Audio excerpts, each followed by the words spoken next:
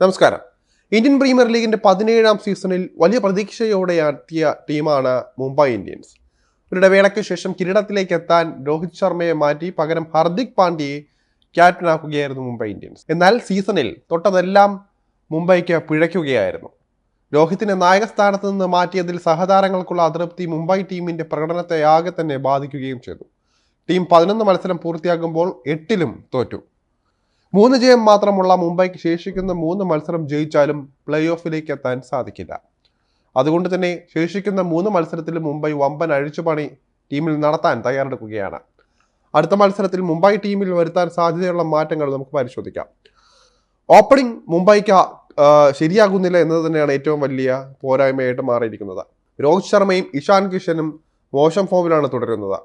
2 പേർക്കും സ്ഥിരതയോടെ കളിക്കാൻ ഈ സീസണിൽ ഉടനീളം സാധിച്ചിട്ടില്ല. രോഹിത് ശർമ്മയെ അവസാന മത്സരത്തിൽ ഇമ്പാക്ട് പ്ലെയർ ആക്കിയാണ് കളിപ്പിച്ചതും.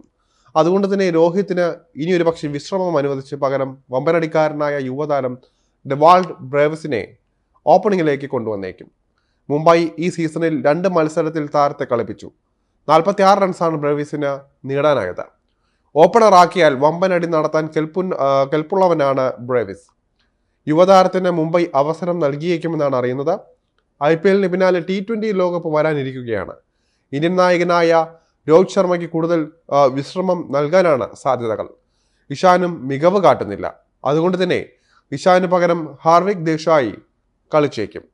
ഹാർവിക്കിന് അരങ്ങേറ്റ മത്സരം മുംബൈ നൽകാനാണ് സാധ്യത കൂടുതൽ. ഇഷാൻ കിഷൻ T20 ലോകകപ്പിനുള്ള ഇന്ത്യൻ ടീമിലുമില്ല. ഈ താരം സീസണിൽ മോശം പ്രകടനമാണ് തുടർന്നുകൊണ്ടിരിക്കുന്നത്. പേസ് നിരയിലും മാറ്റമുണ്ടാകാനാണ് സാധ്യത. ജസ്പ്രീത് ബുംറയ്ക്ക് വിശ്രമം നൽകുമെന്നാണ് വിവരം. പകരം അർജുൻ ടെണ്ടുൽക്കർക്ക് കളിക്കാൻ അവസരം നൽകിയേക്കും. ഇടം കയ്യൻ പേസ് ഓൾറൗണ്ടറായ അർജുന ഈ സീസണിൽ ഒരവസരം പോലും നൽകിയിട്ടില്ല. അതുകൊണ്ട് തന്നെ വരുന്ന മത്സരത്തിൽ അർജുൻ പ്ലേയിങ് 11ലേക്ക് എത്തിയേക്കും.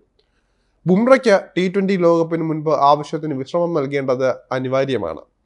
അർജുന് അടുത്ത സീസണിലെ മെഗാ ലേലത്തിന് മുൻപ് കഴിവ് കാട്ടാൻ അവസരം ലഭിക്കേണ്ടത് അത്യാവശ്യമാണെന്ന് തന്നെ പറയേണ്ടിയിരിക്കുന്നു. മുഹമ്മദ് നബിയെ മുംബൈ പുറത്തിരുത്തുമെന്നാണ് അറിയുന്നത്. പ്ലേയിങ് 11ൽ ഉൾപ്പെടുന്നുണ്ടെങ്കിലും കാര്യമായ ഇമ്പാക്റ്റ് സൃഷ്ടിക്കാൻ നബിക്ക് സാധിക്കുന്നില്ല.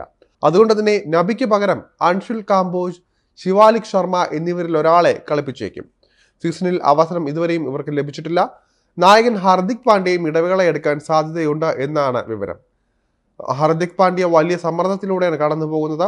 തുടർ തോൽവികളും ടീമിനുള്ളിലെ പിന്തുണക്കുറവുമെല്ലാം ഹർദിക്കിനെ മാനസികമായി തളർത്തിയിട്ടുണ്ട് എന്ന് പ്രകടനത്തിൽ നിന്നെല്ലാം വ്യക്തമാണ്.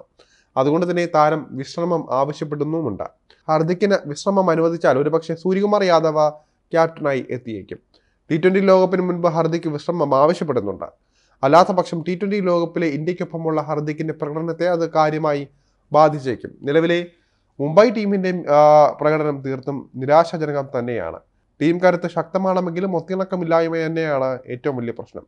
വരുന്ന മത്സരങ്ങളിൽ ജയിച്ച അവസാന സ്ഥാനക്കാരെ നാണക്കേടിൽ നിന്ന് രക്ഷപ്പെടാൻ മുംബൈക്ക് സാധിക്കുമോ എന്നാണ് ഇനി കണ്ടറിയേണ്ടത്. എന്തായാലും മുംബൈ പ്രതീക്ഷിക്കാത്ത തിരിച്ചടിയാണ് ഈ സീസണിൽ നേരിട്ടുകൊണ്ടിരിക്കുന്നത്.